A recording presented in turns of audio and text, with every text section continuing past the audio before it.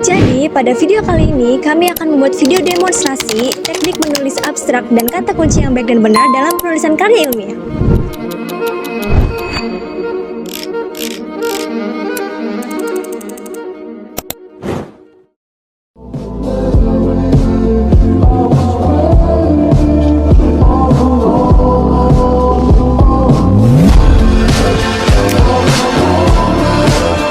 Halo semuanya. Perkenalkan, kami dari kelompok 3. Di sini kami akan membuat video demonstrasi. Sebelumnya, perkenalkan saya Lita Ayu dengan NPM 124090176. Di sini saya sebagai moderator dan rekan saya Mario David Perdana dengan NPM 124090060 sebagai ketua sekaligus pemateri ketiga. Saya Astri Amana dengan NPM 124090017 sebagai demonstrator sekaligus pemateri keempat.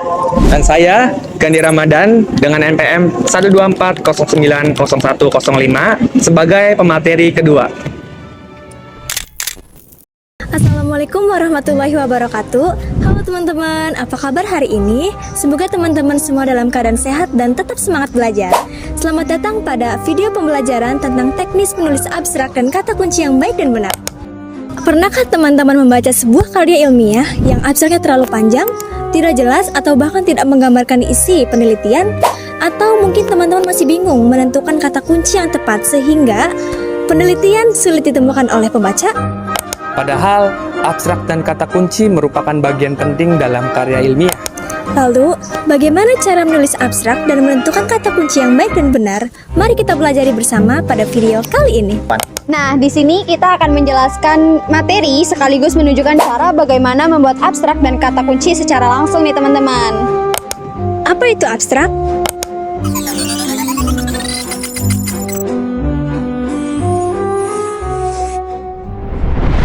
Abstrak merupakan ringkasan singkat yang menggambarkan keseluruhan isi penelitian, mulai dari latar belakang masalah, tujuan penelitian, metode penelitian, hasil penelitian, dan kesimpulan penelitian. Sedangkan kata kunci atau keyword adalah kata atau frasa yang mewakili topik utama penelitian dan membantu membaca menemukan artikel yang relevan. Nah, teman-teman, tadi adalah tujuan pembelajaran dan gambaran singkat mengenai abstrak. Pada video kali ini, kita akan mempelajari lebih dalam tentang abstrak dan kata kunci dalam karya ilmiah. Abstrak adalah gambaran singkat dari sebuah penelitian. Melalui abstrak, pembaca dapat mengetahui apa yang ia teliti, mulai dari latar belakang masalah, tujuan penelitian, metode yang digunakan, hasil penelitian, dan kesimpulan, sehingga pembaca tidak dapat membaca seluruh isi dari karya ilmiah tersebut. Meskipun berada di awal karya ilmiah, abstrak biasanya ditulis setelah penelitian selesai agar isi penelitian dapat dirangkum dengan tepat.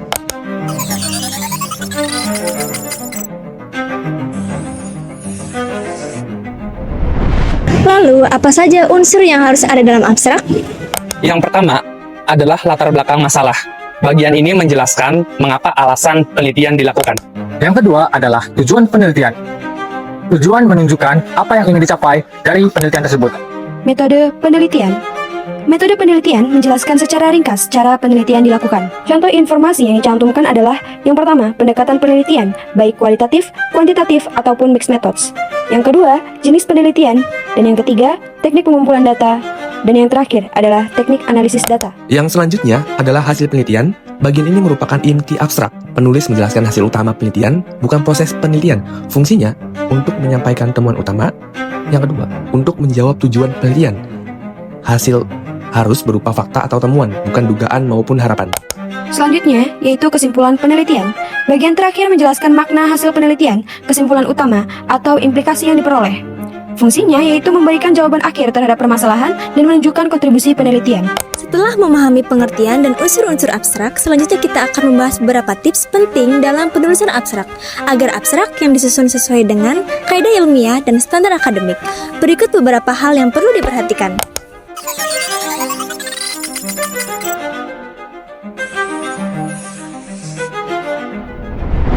Jumlah kata umumnya berkisaran antara 150 sampai 250 kata.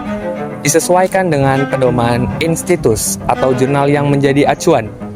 format paragraf, abstrak umumnya ditulis dalam satu paragraf. Namun, beberapa institusi atau jurnal memperbolehkan 2-3 paragraf sesuai pedoman yang berlaku. Kata kunci atau keyword, cantumkan 3-5 kata kunci di bawah abstrak yang mewakili topik penelitian untuk memudahkan proses pengindekan dan pencarian. Selanjutnya, hindari sitasi dan singkatan. Abstrak tidak boleh memuat sitasi atau daftar pustaka, singkatan yang belum dijelaskan, serta tabel, gambar, grafik, rumus, atau catatan kaki. Gunakan bahasa yang ringkas, jelas, dan informatif.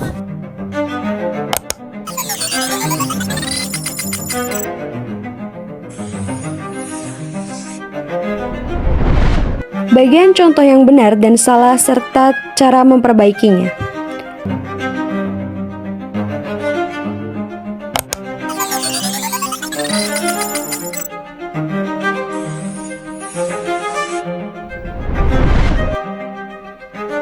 Sekarang kita masuk ke demonstrasi pembuatan abstrak.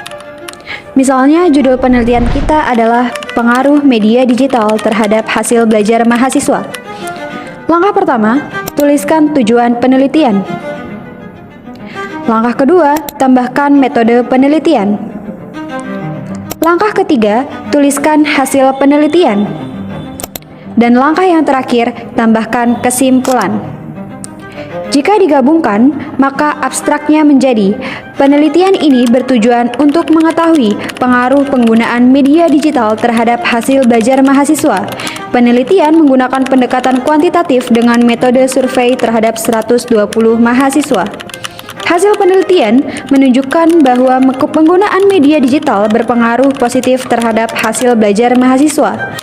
Berdasarkan temuan tersebut, media digital dapat digunakan sebagai salah satu alternatif pembelajaran yang efektif. Contohnya kita mengambil contoh yang di awal, yaitu dari judul pengaruh media digital terhadap hasil belajar mahasiswa, yang dimana kalau diambil dari abstrak, kata kuncinya itu meliputi media digital, hasil belajar, mahasiswa, serta pembelajaran digital.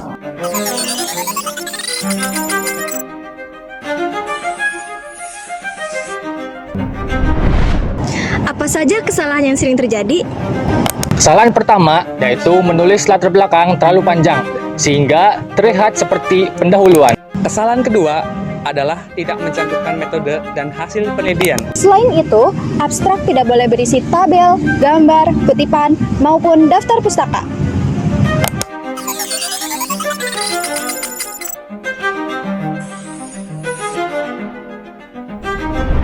Sebelum mengakhiri video, mari kita uji pemahaman teman-teman melalui 3 pertanyaan berikut. Soal nomor pertama, yaitu abstrak yang baik adalah abstrak yang A. Ditulis sangat panjang dan memuat seluruh isi penelitian. Yang B. Berisi ringkasan singkat yang menggambarkan inti penelitian. Yang C. Hanya berisi latar belakang penelitian. Soal nomor yang kedua adalah jumlah kata kunci yang umumnya digunakan dalam karya ilmiah adalah A. 1 kata kunci, B. 2 kata kunci, C. 3 hingga 5 kata atau frasa. Soal nomor yang ketiga, tujuan utama penggunaan kata kunci dalam karya ilmiah adalah A. Memperpanjang abstrak penelitian. Yang B. Mempermudah pembaca dan pencarian artikel ilmiah. Yang C. Menggantikan isi pendahuluan.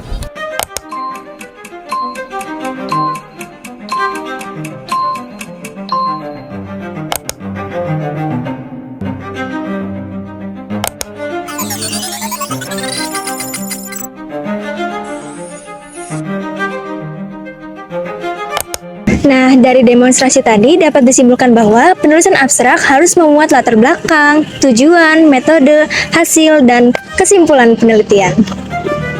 Penulisan abstrak harus ringkas, jelas, dan mewakili keseluruhan isi dalam penelitian. Sedangkan kata kunci harus relevan, spesifik, dan sesuai dengan fokus penelitian. Semoga demonstrasi ini dapat membantu teman-teman sekalian dalam menyusun abstrak dan kata kunci dengan baik dan benar. Terima kasih.